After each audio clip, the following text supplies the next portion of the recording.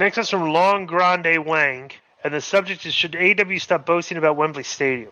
Right now, local restaurants in the area where AEW or nothing is happening are literally giving away free tickets if you get a burger and fries. No. This is not, well, I think that's been debunked, right? That's been debunked. That was fake. Some anti-social, anti-AEW dickhead created that, you know? Okay, this is not a joke. Plus, the ticket sales for Collision have been so bad that Dave Meltzer himself said that AEW needs to cancel the tapings and move to smaller venues. Billy, no one is listening to you anymore, LOL. You know what? Let me correct something. He's incorrect. 26 people are listening to Billy. I just wanted to correct that.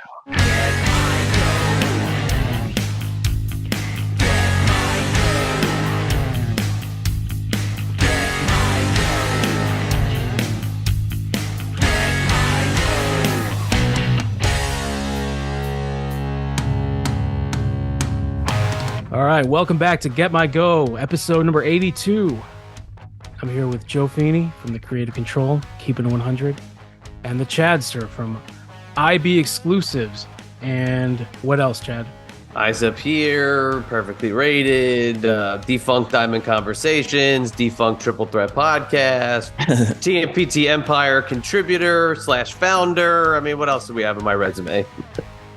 All right, if you didn't hear the last episode, you must stop what you're doing right now. Go back, listen to that episode, because this one is going to make no sense. We are covering Billi Bhatti's appearance on Brad Shepard's show, Allow Me to Apologize.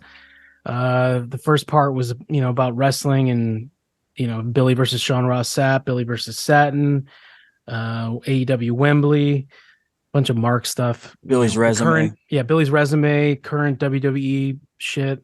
Go back and listen to that.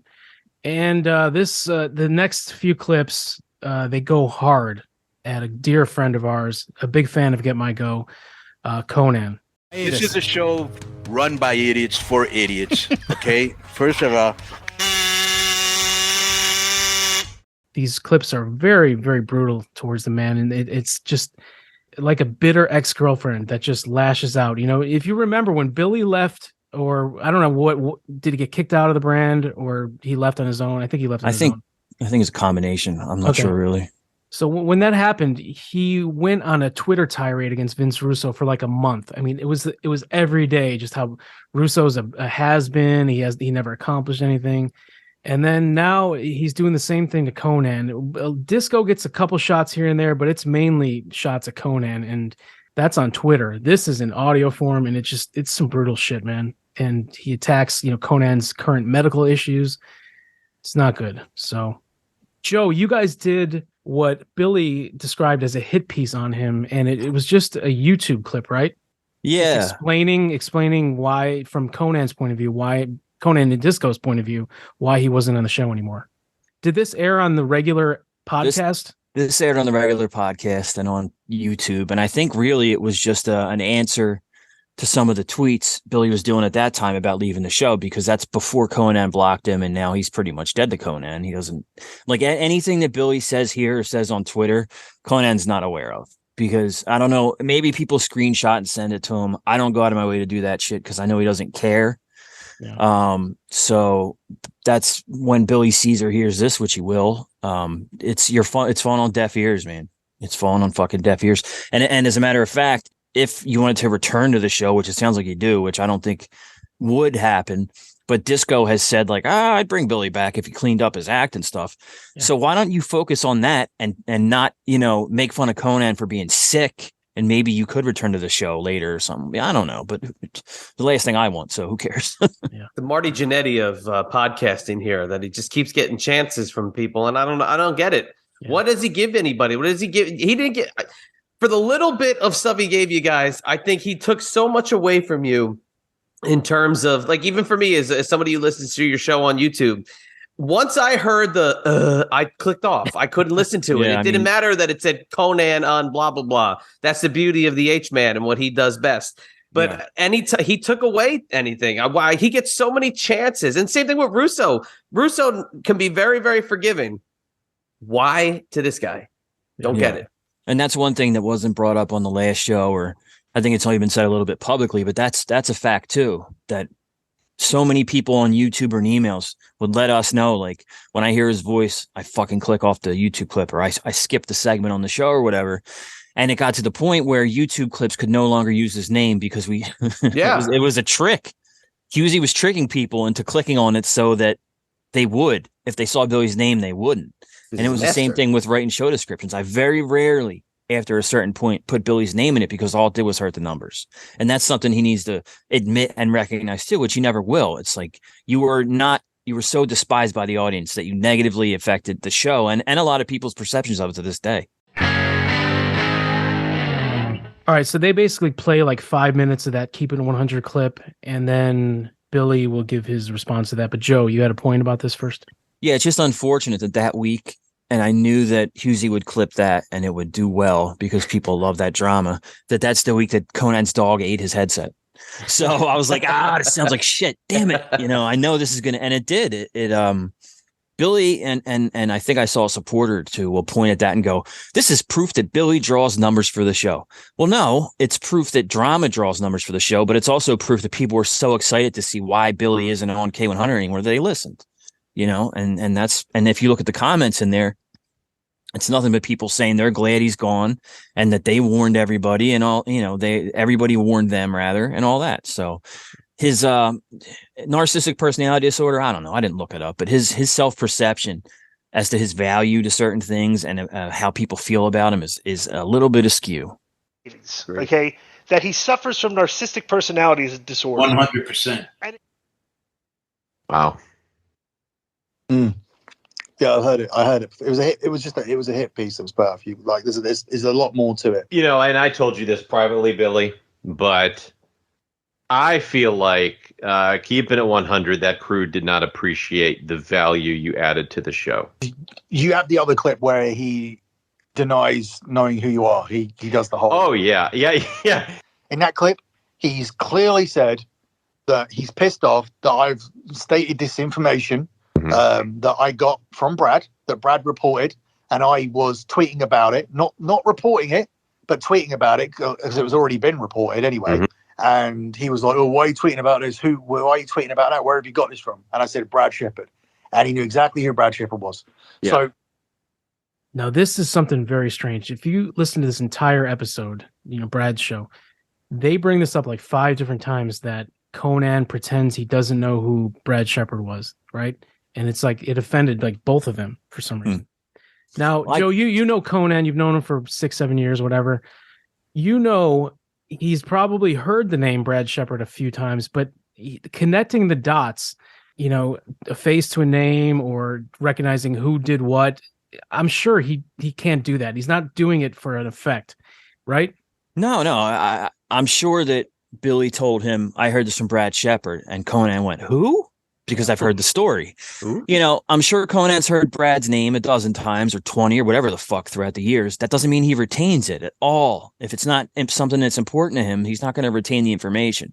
So I would say technically Conan probably doesn't know who Brad is. And every time his name's brought up, Disco has to go, he's the dirt sheet guy, the blah, blah, blah. And Conan will go, oh yeah, sort of. Okay. Yeah. But, as far as Brad mentioning Billy's value to the show, I think I've already explained that it was a negative value. And, if Brad's, I noticed Chad refers to him as in journalism and stuff. I think Brad actually did go to journalism school. He was a reporter for Fox Sports or some shit? I think he actually has credentials and he has like a legit background. So he should understand, being a professional, that no matter if he found Billy funny on the show or whatever he thought, that it was not. He did not bring value. It was a negative. His addition to the show was negative, financially and perception wise, and that's as Billy likes to say, it's verifiable. I got a 2-prong on that one. I think one, Conan is the kind of guy who probably comes across so many people on a weekly basis with all the different things that he does. If you're not in front of him, he's probably not going to remember you. If he's only heard your name in passing, he's not going to remember just somebody's name on an offshoot. Hey, blah blah blah reported once. He's not going to keep that in the retention. He's meeting people daily. He's booking meetings. He's doing stuff. He's going on doing interviews, and he's not going to take that in and recall that by hearing the name once. Another thing too is, I think had you guys offered Brad the job, I think Brad would have been there with bells on, and he would have jumped over Billy to take that spot. So, I mean, it's one of these things where these guys would cross cancel each other to take a spot. So, I mean, this is why this is even funnier to hear these two go back and forth, because I think Brad probably would have fit in well with your group. I think that his attitude and the way he approaches stuff, he probably could have fit in better than Billy did. Yeah, and I do remember in the past he would tweet Disco and say you should have me on and stuff. So it is something that he wanted. At one point, he wanted to be a guest on the show, and Disco like kind of just no-sold him and stuff. But well, that's a Chadster no. You don't beg to go on shows. You don't. No, beg. You never ask. You don't beg people for anything. Come on your show or go on a show. You don't beg publicly. No. You never beg. I never begged for my 3 times on Talk is Jericho. So I would like to beg for that. Before we get into the clips, just some more notes from the timeline.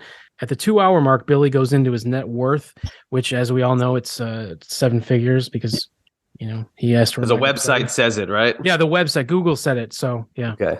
Well, those celebrity worth websites are easily edited, and they're also easily debunked. Like there's guys on there that have been wrestlers or in music or whatever, and Wikipedia, Google will say they're worth $10 million, and the people go, I wish that was the case. Why? Yeah. Fuck me, So I don't know if Billy put that in himself or it's just a mischaracterization, or if it's legitimate. I don't know, but I'm saying that there could be a situation there where that's been manipulated. So it's the chartable of net worth. Yes, correct. Yeah. Correct. 2 hours and 10 minute mark, he goes into Sean Ross Sapp's $250,000 home in Kentucky. Like, he researched that and you do. So what? I mean, a $250,000 home in Kentucky is probably pretty nice. I don't know. Yeah, in Kentucky. I think so. Like, who cares? Like, why is that an attack on the guy? Yeah, and maybe that's the house he wanted. Yeah. Do you know if it's the only one he could afford? By the way, a lot of people listening or viewing this or whatever can't afford a $250,000 house. A lot, especially in America today. Yeah. So it's like guys that have a problem with Meltzer because Meltzer makes a fucking $1 million a year. Sapp has however many subscribers. He's posted on the goddamn Twitter that the site makes like $55,000 a month or something. So it's just like it's a lot of why can't I be that guy? I want to be that guy. How can you like him and not me? That's all it is. Here's the start of the shots at Conan. Previously, he's been like, who's Sean Ross Sapp?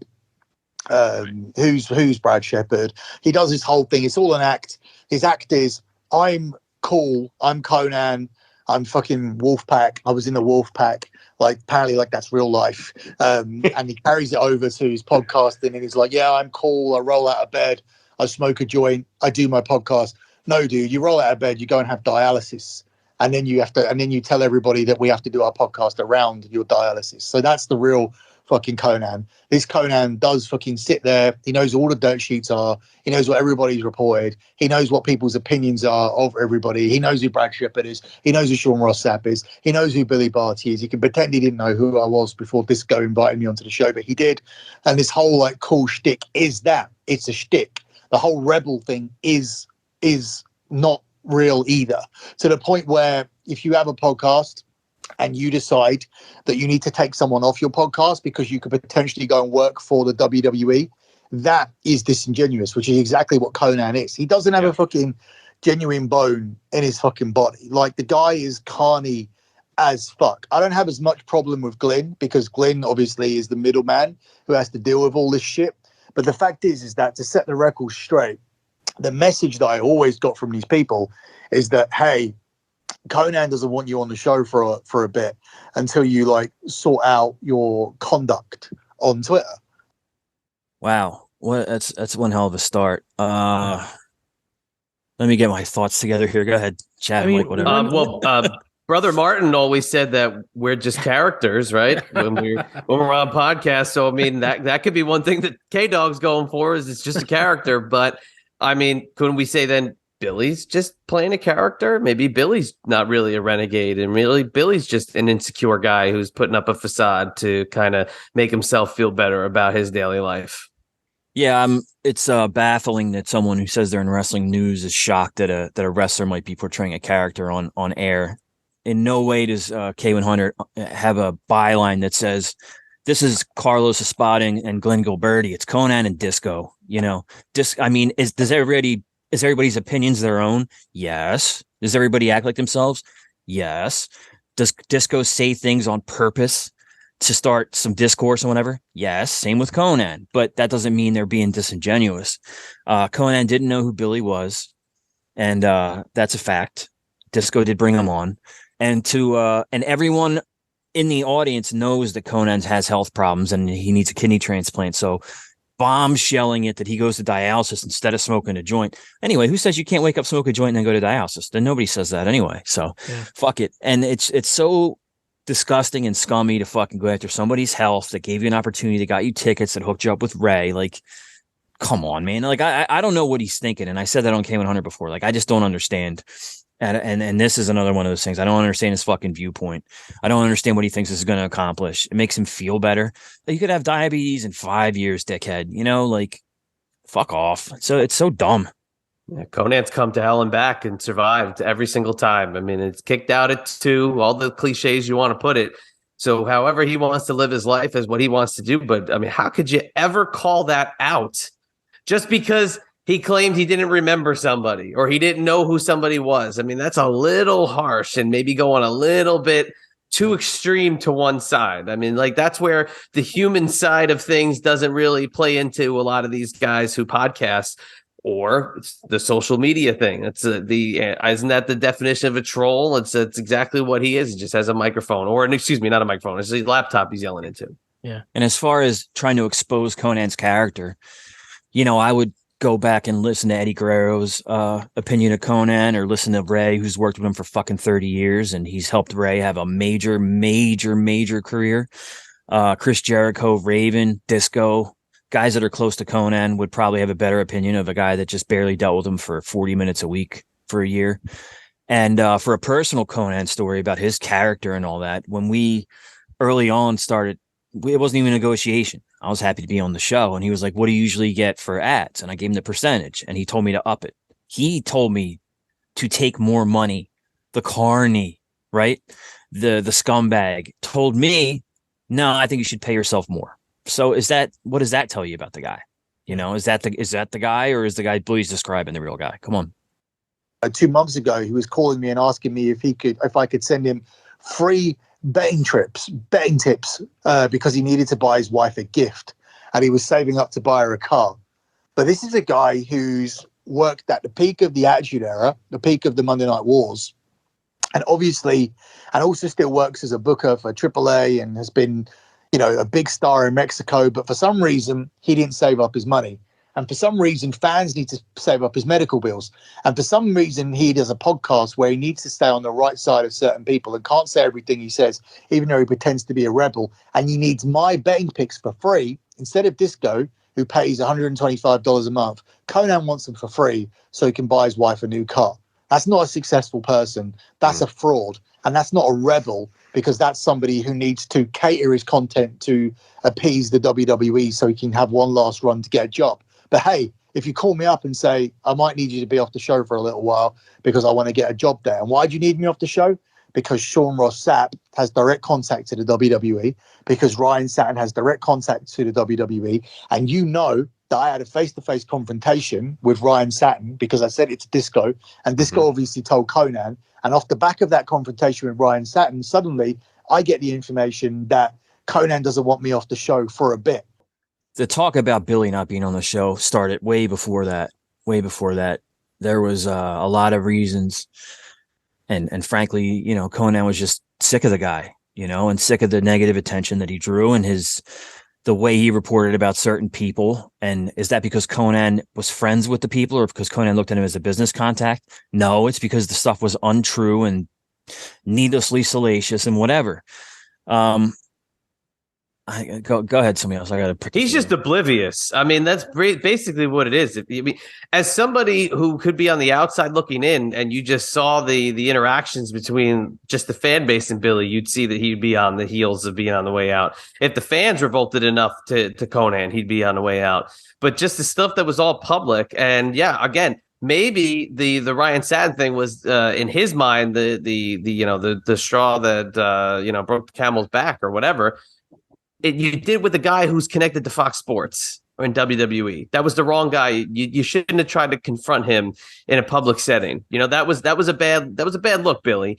But again, the writing has been on the wall from the fan side for months, and everybody's been looking for him to be gone. It was just a matter of, do the hosts see it? And I'm not even talking about me, who talks to a contributing member of it. I'm talking about if you're a fan looking at it, you go, this guy has been on walking on eggshells for quite a while because everybody hates him, and he just managed to hang on to that rope just a little bit longer than I think a lot of people expected.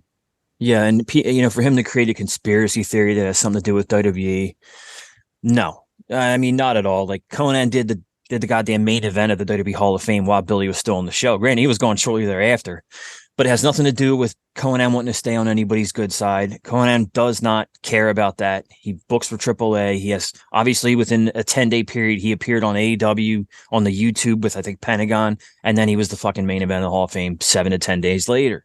It had nothing to do with Billy being there or Billy not being there. The only thing Billy's ever done with stuff like reporting those wrong stories about AEW and Tony Khan is get himself a shitload of heat there to the point where they don't want him at the shows, and we're attempting to prevent him from being at a show. And by going after Ryan Satin, you've probably flagged yourself from a lot of WWE shows too. No one's causing your harm but you, and these conspiracy theories are completely baseless, and you did it to yourself. All right, I mentioned in the last episode that Billy is of the opinion that old wrestlers should not do podcasts, and nobody should listen to these old has-been wrestlers for their opinions. They're irrelevant. They should listen to people like Billy. They should just listen. Boy. They should listen to a Mark instead of listening to that guy that's actually doing it. All they have is two washed-up guys who wrestled in WCW with dated opinions from the wrestling bubble that don't come to fruition, and basically that's all you're paying for. You're paying for another one of these old wrestler podcasts, which we have loads of people doing, and Jericho's doing them, even fucking Goldberg was doing it, Steve Austin was doing it, Cornette's doing it, Russo's doing it. How many more of these do we need? Every fucking wrestler have a podcast. These two aren't any different. In fact, the only difference is that they're doing it from the fucking mid card. It should be called Keeping It Mid, because none of them got any higher than that in the whole career. But the fact is that that's all it is. Without me, and especially without me doing sports, because I'm a fucking sports expert with 119 months in a row of transparent track profit, all tracked by a spreadsheet. And you can see it on my Twitter account every month, the pin tweet. That's what I wanted to say. And this is what gets me the most heat with Billy, and that's fine. So Conan was looking for betting tips. Fuck it. So was I. I'll use them. It was supposed to be a camaraderie thing. Like, yeah, we'll get you tickets. Hey, what about a couple of tips here and there? Yeah, absolutely. Scratch my back, I'll scratch yours. And the fact is, if you think Conan's going on DraftKings or whatever, his local casinos app, he's not doing that. So he's going to ask somebody to place the bets for him. So who do you think placed Conan's bets? Me. Ooh. How do I know if Conan won money through Billy or not? I know, because I placed the bets, and Conan did not win money through Billy, which upsets him greatly, because you know what? If you're a sports gambling guy, and a lot of these sites out there say, man, we get 66% of our picks right. And you look at that and you go, geez, that's 34% wrong. That's not that great. That's average, 70% or something for these betting sites picks. Billy cannot hear ever that he had a fucking wrong pick. I've seen them. I've bet on them. They exist, so get off your fucking high horse. And frankly, you know what? You can have the transparent profit and all that, and that sounds good. You know what would sound better? I get it wrong a couple of months. That would sound better. Nobody believes that you've been right every month for 10 years, dude. I know it's a pat on the back and you think it's good marketing and whatnot. It's not, because nobody fucking believes it. Nobody believes it. Every week, how many games are played? You might get one or two correct. So if he wants to go on a winning streak and say, hey, I got X number of weeks correct in a row, you can get one at least. Hey, I'll say, hey, the Mets are going to win at least one game this week, right? Mm-hmm. I might get that right. And if I do, I'm going to chalk that in the column and say, hey, I started my win streak there. That how many weeks in a row can I go getting the results right? As far as it goes with the wrestlers hosting the podcast, the Mark podcast era is dead. It's over. Yeah. Sure. Okay. I will give him the devil his due. My man, John Paz. Okay. He carried on the TMPT empire into a stratosphere that I never, ever predicted we could have done when we started in 2015. Right. He's the only one that I think can do it in the by himself category. Besides that, the fan run podcast is dead. You need a wrestler on for ears, eyes, and listeners. That's all. And you will not gain any traction if you're just some stupid fuck sitting next to some other stupid fuck on a screen talking about what happened on Raw, what happened on AEW. It's over. It's over, Johnny. It's over. Okay, so these guys talking about Bloodline, this, AEW, blah, blah, blah, CM Punk. Who cares? It's over. Move on. It's the wrestlers' times, and now the big companies will start getting into it more and more. The Mark podcast phase of podcasting is done. Here's some more attacks on Conan. So, as I said, like the clip is evidence that this guy is fake. He's a fraud. The personality's fake. The whole rebel things are fake. Everything about him is fake as fuck. Typical wrestler, though. Not attacking him for that, because they're all the same. Yeah. They all have different personalities on their shows, and they all try and act as cool as they want, and they try and undermine you for not lacing up the boots. But to be honest, that doesn't work for me. You can't have me on that show and bury dirt sheet guys and say, hey, if you ain't been in the business, your opinion don't mean shit to us, and then come on there and expect your audience to respect my opinion. But nobody wanted your opinion. People wanted factual stories. Right. You weren't coming on to give your opinion. You were coming on. But that was a problem I always had if I did get to hear it, was when they would say, well, Billy, what do you think is going to happen with X? Yeah. And he go, right. Oh, well, I think that blah, blah, blah, blah, blah, about Roman Reigns. And I saw Roman Reigns eating a Cheerio in the hotel lobby. That kind of like, that's where I would say, you know what? This is where you guys are giving him too much slack. And this is where he thinks he is this giant entity in the K100 universe. He's not, and nobody cares what anybody thinks. Once you give your opinion on a show that I don't give a shit what your opinion is, I'm done. I move on, because I don't care. I'm not here to listen to what you have to say. If you have somebody there that I'm trying to get facts from, I want facts and stories, not opinion and your thoughts. Yeah, and if you notice on the show, one thing I make sure to do, because I try to bypass that, is whenever Discord Conan says, well, Joe, what did you think of Jericho and Cole's sit down? I'll almost always preface my opinion with going, as a fan, because that's where my opinion comes from. Now, Billy doesn't want to be a normal fan, but well, you know what? He isn't a normal fan, because normal fans don't go into the gym because Roman's in there, and normal fans don't know when Roman's flight's leaving the fucking airport. And normal fans don't drive around listening to Roman's theme song. So you're right. You're not a normal fan. You're a fucking uber fan. You're the biggest fan of wrestling I've ever seen in my life. He's got to be at the top of the list of fans that I've seen in recent years. I mean, he's the most. I've never seen somebody travel as much to these shows than he has and publicly share their journeys. You know, he's got to be the most dedicated WWE fan there is. And it's okay, Billy. You can admit it. We're not here to rip on you. Well, yes, we are. But we're not here to say like you're a dork or you're a loser, you're a mark, and you live in your mom's basement. We're not here to do that. But you got to admit it. And if you admit it, your life will be a lot easier and you'll be a lot happier. So let me kind of piggyback off what I was just saying, more along the lines of all the autograph stuff that everybody's talked about on shows with him for the last year plus.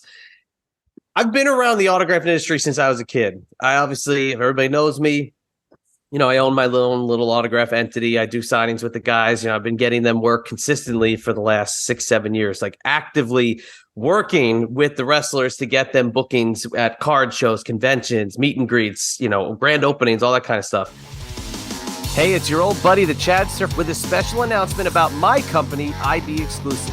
IB Exclusives is a collector-based sports memorabilia company giving buyers the opportunity to get personal items signed through our exclusive private autograph signing events. With over 20 years experience in the sports memorabilia industry, with IB Exclusives, it's a whole new ballgame. There is no doubt in my mind that Billy is either selling this stuff for profit or is using his son to get the stuff for him to then flip it and then sell it for profit. That's where I think a lot of the money is coming from, because nobody is getting the kind of access that he gets or obtains the access he gets to get the high level guys, to get them to sign the stuff that they signed for him without the flippage. Okay. I don't care what he says or what he talks about.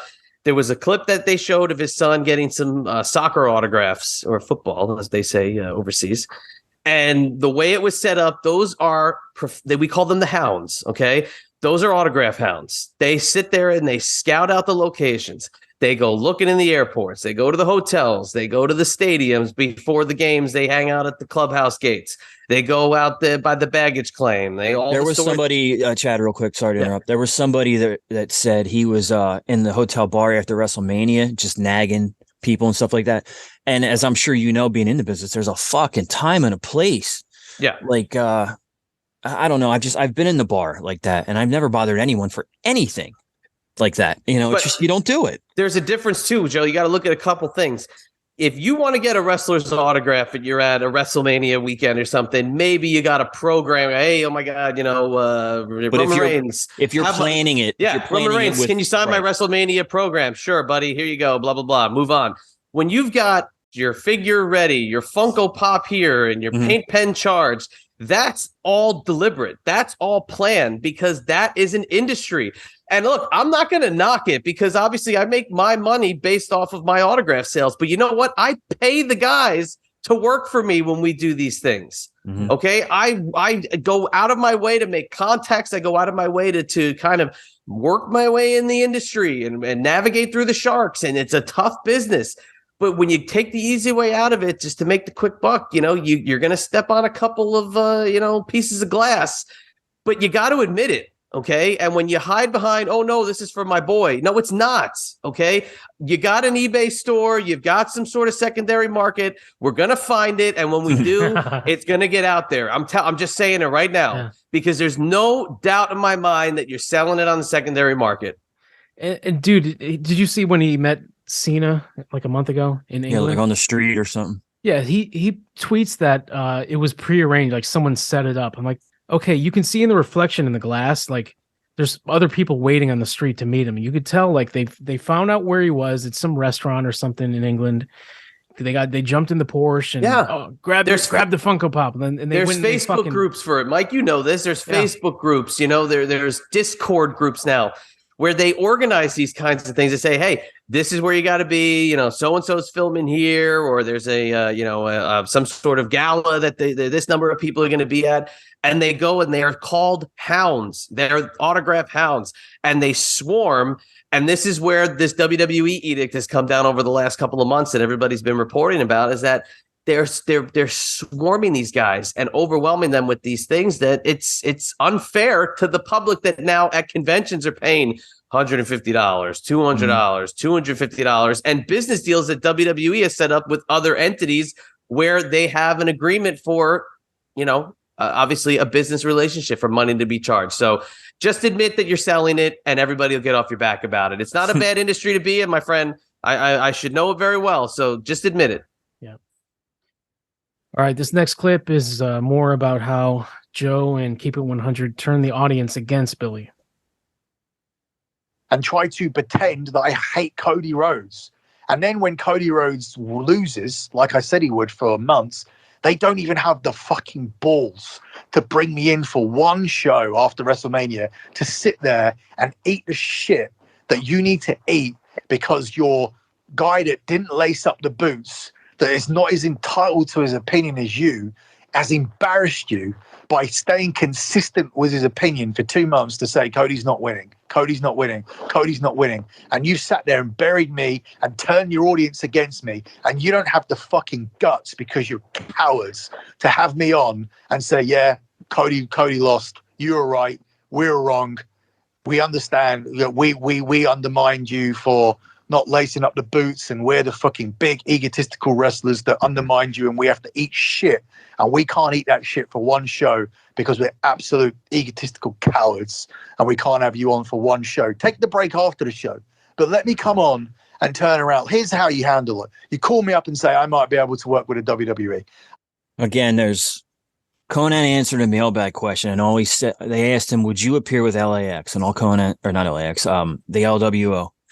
And all Conan said was, yeah, I'd love to appear with them and do something, because it's all guys and girls that I, brought up and stuff like that. And I worked with when they were young, and I worked with some till this present day. There's no deal on the table. There's nothing at all in reality about Conan kicking Billy off because he's going to WWE or something. It's fucking ridiculous. It's a complete fabrication. It's a fantasy. I don't know any other words I can use for it. The reason he wasn't on the show at WrestleMania is because he was gone. A, B, we don't take requests, buddy.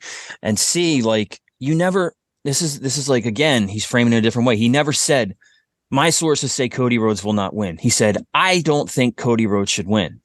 That's it. Like, you weren't proven right. You were proven that you had an opinion that he shouldn't win the match, and that's how it came down. That doesn't mean anything. There's 2 guys in the ring. You pick one. Yeah. You had a 50% chance. Like, come on. Just another example of him thinking he's, he thinks so highly of himself, and really, it's not true. So the next clip's about Brad. Brad comes off very poorly here. Brad, I don't know why you say things like this. Yeah, like Jerry Lawler, Jim Cornette, Matt Cardona, Kevin Owens, CM Punk, they've all attacked me publicly. And I could go on and on. But Charles Ashenoff doesn't know who Brad Shepard is. Well, at least he pretends that. How cool. God, that guy's so fucking cool, dude. They should call it Keepin It Boomer. Because that's what it is. It's a couple boomer-ass fucks, talking about sports, even though they don't have your knowledge. Talking about wrestling. Come on, man. Yeah, they think they're a GQ magazine. I don't think so. They live in the wrestling bubble just like the others. Billy doesn't have knowledge about sports. He has knowledge about sports betting. It's 2 different things. Like and sports betting is the biggest goddamn scam out there. You can find plenty of internet sites that are going to explain to you how these guys do it. They either steal each other's picks. They tell you that they want to have a pick because they're betting the other way. And besides the fact, anybody in the fucking world who's ever watched sports can pick up a newspaper and go, Celtics Heat. Celtics favored by 3. Let me take a look at the rosters. Let me take a look at how they perform when they're away. Let me take a look at how this guy plays against Boston. I'm going to make an educated guess. That's fucking it. Anybody can do that. Anybody. You know what? I'm going to start doing it. I'm going to put out a gambling pick a day. What's the GQ claim? When did you guys? So that's about, Conan has said for years now. I remember hearing this a while back, how Conan would describe Keeping It 100 as kind of like a men's magazine. Yeah, like Maxim for the ears. How it's like, it's a variety topic. It's not just wrestling. It's wrestling. It's sports. It's women. It's music. Yeah, cars, music. It's a wide variety of things. It's stuff the guys are into. And for some reason, Billy, I didn't clip this part, but Billy goes off on the thing how they wanted to base it around him and do the magazine style thing around him. Like, was he promised that, Joe? Not to my knowledge. I never. He makes it seem like they want, like you guys wanted that whole concept to be based around him and start doing like kind of like another thing, magazine style with Billy. But there was opportunities thrown his way, like the K100 Kids. That oh God, we'll do a whole episode. Hey, I would like to revive it. I would love to take the ball with K100 Kids. I've already thrown my name in the hat for that. But I don't recall anything about that. And you're right, Mike. Conan has referred to the show that way for years, and that's why it's not just wrestling talk. It's always been a men's magazine type show, or that's at least Conan's vision for it has been since 2016 or before that when he was on MLW. Right. That's what we always called Eyes of Hero lifestyle podcast, not just exclusively wrestling. Do we talk 99.5% wrestling? Yes. But guess what? Francine talks about her kids and she talks about her trips to Disney World and blah, blah, blah, blah, blah. It's just a way to make things sound a little different and make you a little bit more enticing to other people outside of the wrestling bubble. Brad, he's like, oh, this guy attacked me. This guy attacked me. Nobody attacked you. What they did was, you put out a tweet that was meant to be controversial and, meant to be an edgelord. And, Matt Cardona retweeted you and had a response to it. That's not attacking you, Brad. Come on, dude. And why is that a badge of honor anyway? Yeah. Nobody attacked you, dude. Like, I made a joke once and Lawler blocked me. Is that something for me to celebrate? Is there something for me to go, I was a dick that time, wasn't I? Holy shit. Well, you were. Like, so, I mean, that's the king. Yeah, and just I don't understand why being rejected is a badge of honor now. It's because if you're trying to be in the business, which obviously anybody who puts on a headset, some of us don't put on a headset anyway. Some of us don't use a mic. Anyone who wastes their time talking about wrestling for hours a week wants to be in the wrestling business, and that's it. That's all there is to it. That was a little Russo of me. Wants to be in the business, bro. Yeah. We talked about it before. How the Joe and Billy thing. Here's some more on that. Yeah, but you don't, because you don't read the positive emails, because the positive emails you stick behind a paywall, or Joe doesn't read them, and he even almost admitted that Joe doesn't like me on one of those clips. You heard him say, maybe Joe did it because he didn't like the guy. He actually admitted to that. But either way, you can see. Why would he like you? You pretty much got him, fired from a job where he made a good deal of money, working from his basement, from Conrad. Oh, don't tell them I'm in the basement. Oh, come on. Yeah, I was going to say, that's the mystery. I'm in the basement of the house I bought that wasn't quite up to his price standards. Oh, fuck. I mean, why would he like you, dude? You caused so much fucking trouble for him just over that one weekend alone. And then, weekly, I'm sure you caused him a bunch of headaches. So come on, why would he? And as Mike knows that I don't travel often, it was my one trip a year that I wanted to take. And yeah, man, you can ask my buddy Tom that went with me. He's like, you ruined my weekend because I was such a head case knowing that I was going to get heat for this and probably lose that income, that I was irritated and fucking talking to myself and all that fun shit. We all told you to, but to be fair, we were all trying to talk you out of it. Yeah. And I did it for the show. As far as the emails I addressed, and again, for two guys that have worked with me or around me or whatever, for Billy to assume that I take the extra time to go through the emails and decide which ones I want and which ones I don't and send them in a certain order. It's ludicrous. I go into the K100questions@gmail.com and I take the first email, the newest one, and I send it. And then I send the next one. And then I send the next one. And they just get sent in order. That's fucking it. There's never, the positive Billy emails. I should really put those on Patreon or whatever. Another thing Billy doesn't know is that every fucking email is broadcast, whether it's on the main show or on YouTube, as Husey has said. Were there negative Billy emails? Fuck yeah, because people didn't really like them. And some of them were goddamn funny. Fine. Was there positive Billy emails? Yes, there was. And as I said on the show weeks ago, it was about 4 negative a week, 2 positive a week. Maybe that changed, but that's basically the average. That's how it would work out. And to claim that he never heard the positive emails or there wasn't any is stupid, because there was people that were like, I find him funny. He triggers people. That's great. And there's people that were like, I can't fucking stand his voice. His opinions suck and I don't want him on the show. There was both.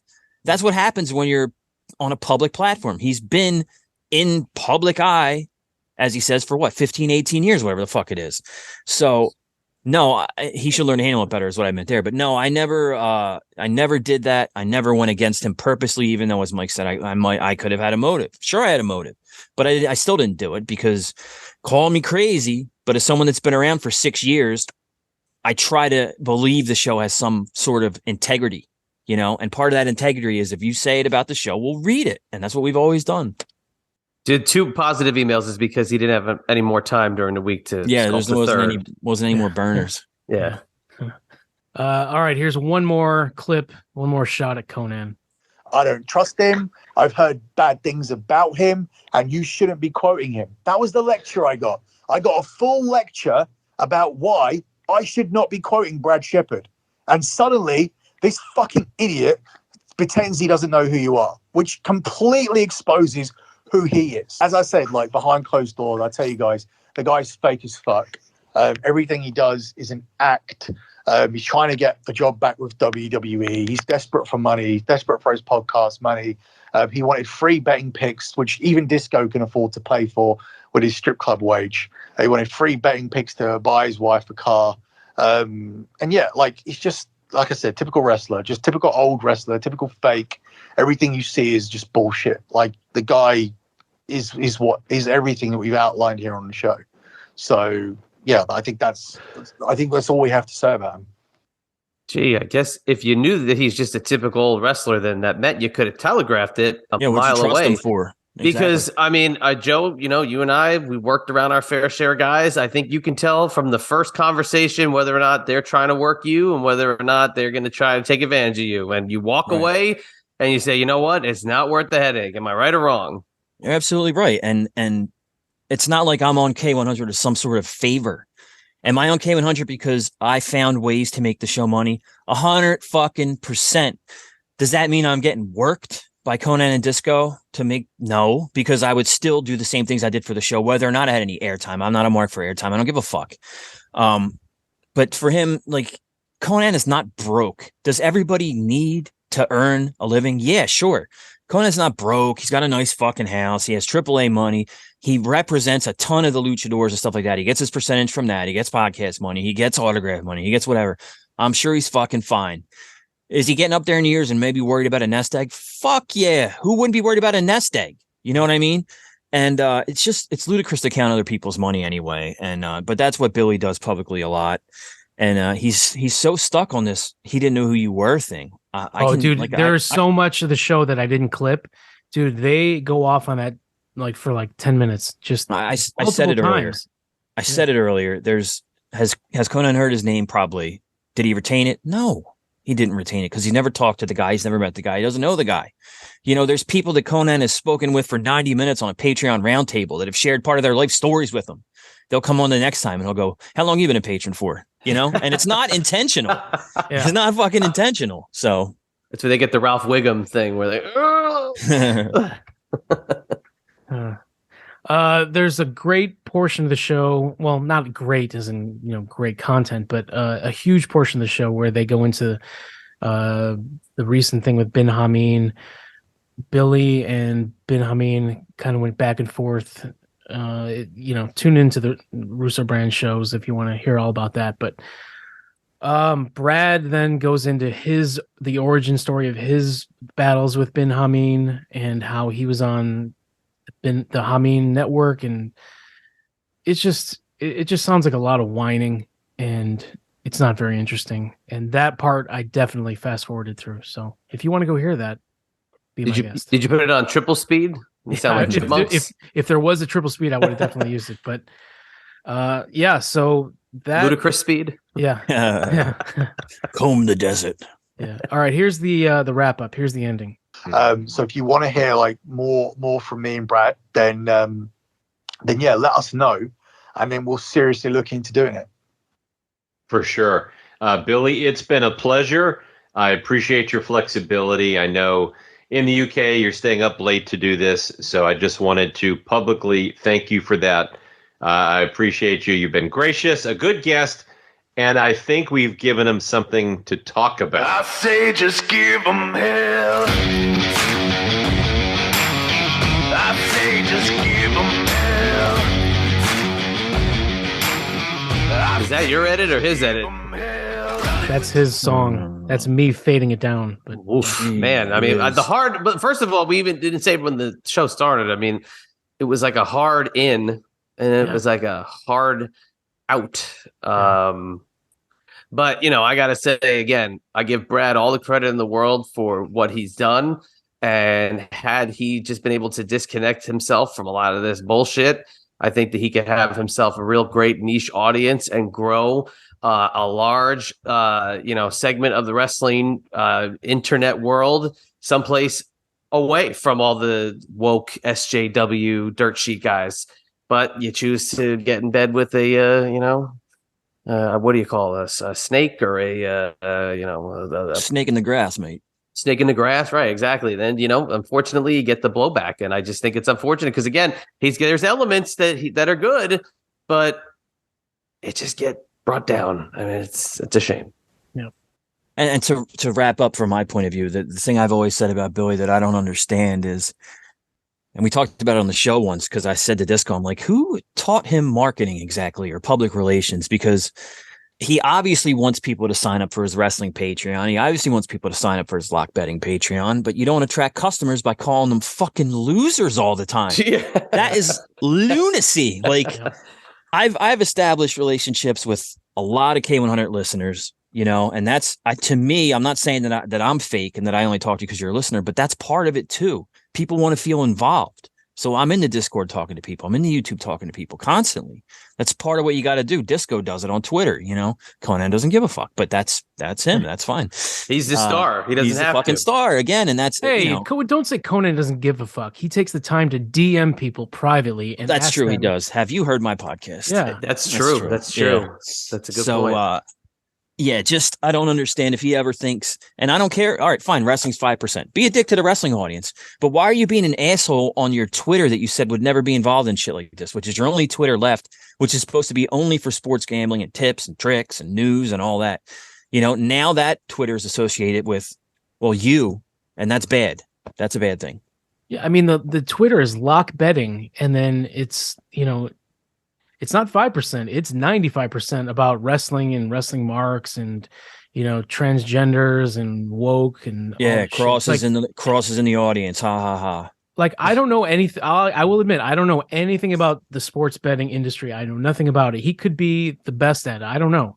I don't have any knowledge. It sounds like he's successful in it, so good for him. But if you're Billy and you're running that Twitter account or whichever one it is, because he's had so many of them, like, dude, why would you want to chase away your potential customers? Keep it lock betting, keep it betting. I think once the snowball starts rolling down the old hill, there's nothing much you can do about it. And even though Disco says, well, if he'd rehab his image and stuff, there is no rehabbing Billy Bhatti. No. And I don't think there was prior to K100, but it's even worse now. It's at its apex, if you will, of the people that either hate him or don't want anything to do with him. Like, I don't think there's no fixing it. No amount of apologies, no amount of I'm a Christian now or whatever the fuck. Nothing would possibly rehab Billy at this point. He's talked too much shit about people that he's worked with. He's talked too much shit about people he doesn't know, and he goes out of his way to shit on companies in a business that he is so desperate to be a part of. Which, if you look back at Billy's past, someone sent me this. Someone interviewed him post Big Brother, and what do you think Billy's dream was for the future? Ooh, can I say? Yeah, work for WWE. That's fucking right. His dream was to be a WWE superstar. Oh, so maybe that's why I win. That's why he listens to themes in his car and carries belts and toys around and has an Ultimate Warrior painting in his palatial estate. Just admit who you are anyway. I mean, you're a huge mark. You wanted to get in, it didn't work. And now you're the most bitter son of a bitch alive, and it continues to not work. Why are they rejecting me, mommy, daddy? Why don't they love me? That's all I see out of you, bud. Yeah, as sometimes we question why are we around wrestling. He's trying to do everything he can to get into wrestling, and I'm telling you, it's infectious. And I get it, man, but you've shunned yourself so much from an industry that you love. It probably hurts to know that you think you're this heel, you think you've created this bad guy persona that's such a rebel, and that you want to be in the NWO Wolfpack with Conan, For You're not. sure. It's like not. It's not going to happen. When he made fun of the Wolfpack earlier, all I could think of was how many pictures in the world are of him doing the Wolfpack sign to the camera, or his friend, or the Horseman, or everybody does it, and I know you've done it. So I mean, it's ridiculous. The first step is admitting it. The second step is then admitting you have your own pay for autograph site where you're selling your figures that you hound the. Yeah, exactly. You hound the guys for at the gates at the airport. So first step's admitting your mark. Second step's admitting that you have an autograph page somewhere where you're selling the shit.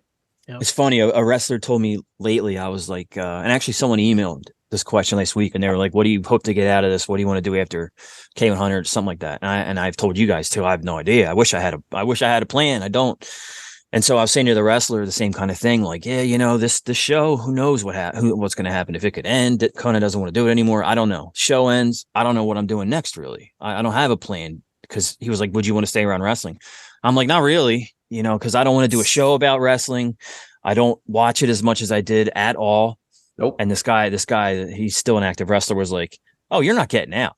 No, you're in now. You're not getting out. Sorry to tell you."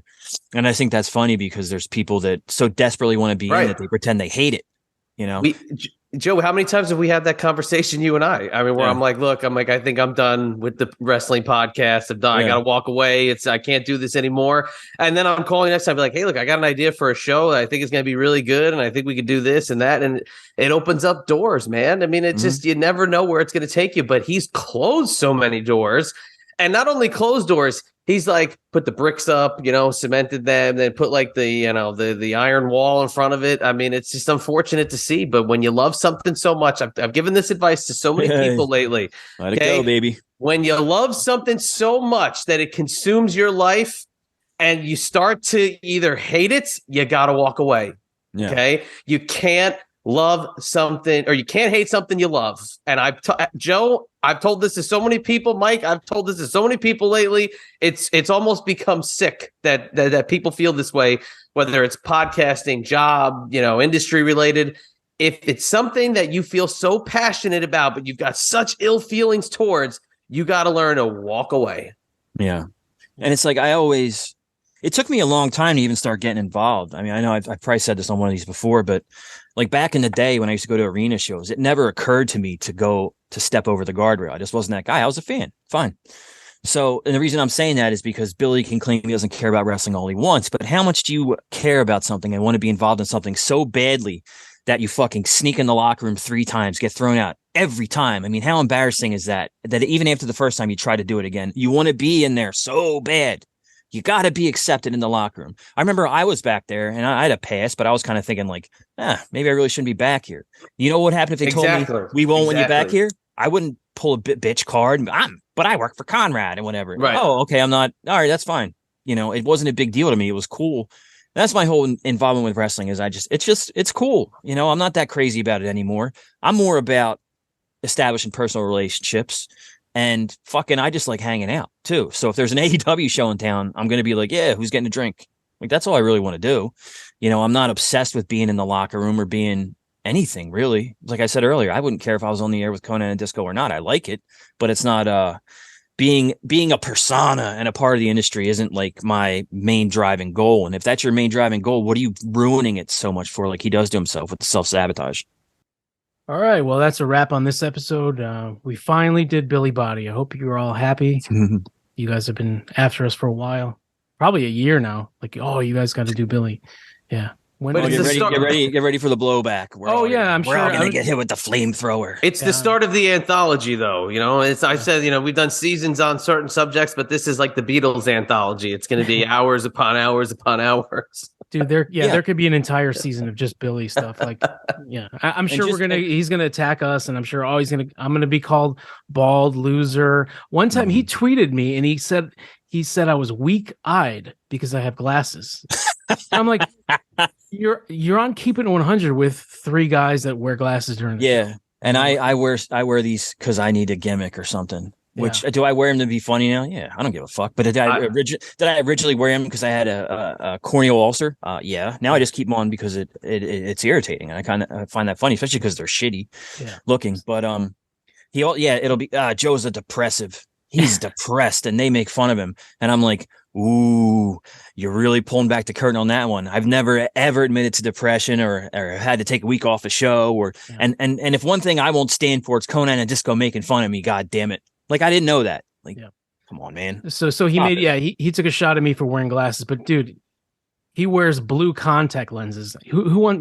He's saying Conan's phony. Fake nose. This dude got a nose job. Yeah, this dude got a nose job, and he's wearing blue contact lenses. When Husey said it yesterday in our chat, he said his people don't have blue eyes. So. And he's got a wig on. Now, do I know that for a fact? No, but it's my new favorite thing. So. Or extensions, whatever. Yeah. Can you imagine if he gets extensions like the Divas? All right. So, Joe.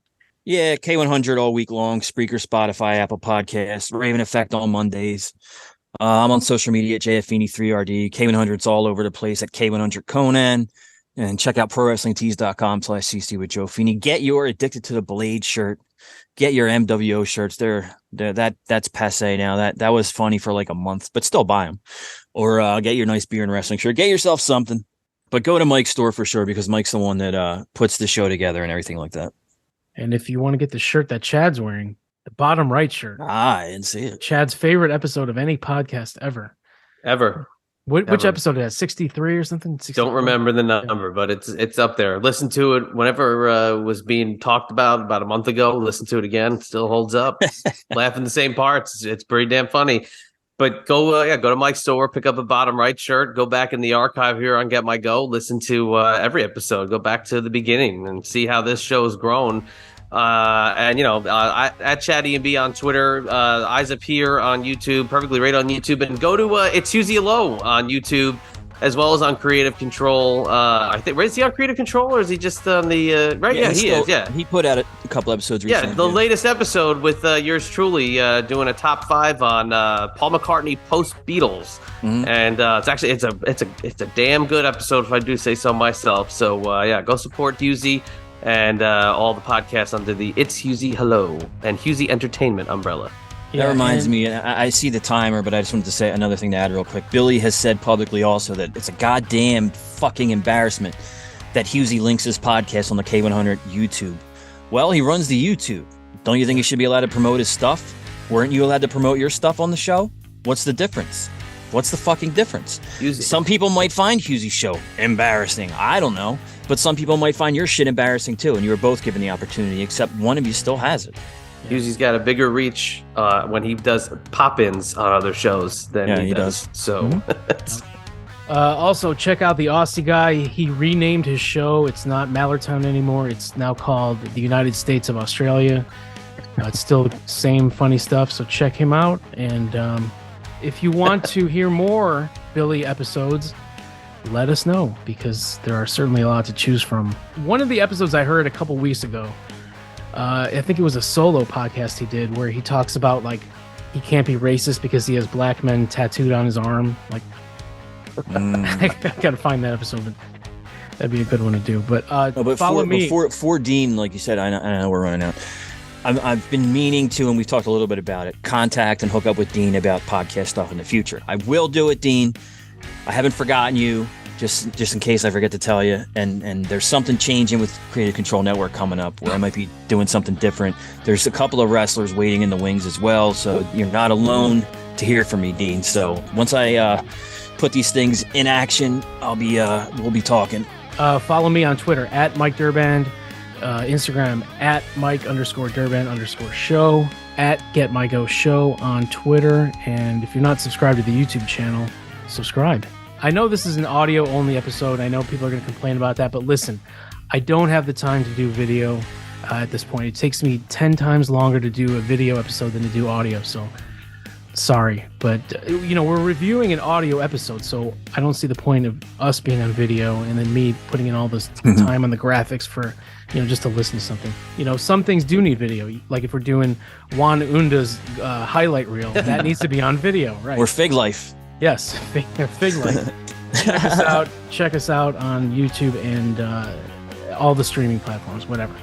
All right. Well, this was the epic return, and we got one or two in the books here. But we'll see you next time, and hopefully sooner rather than later for Get My Go. So for the great Joe Feeney and Mike Durband, this is your old buddy the Chadster. We will catch you on the flip side.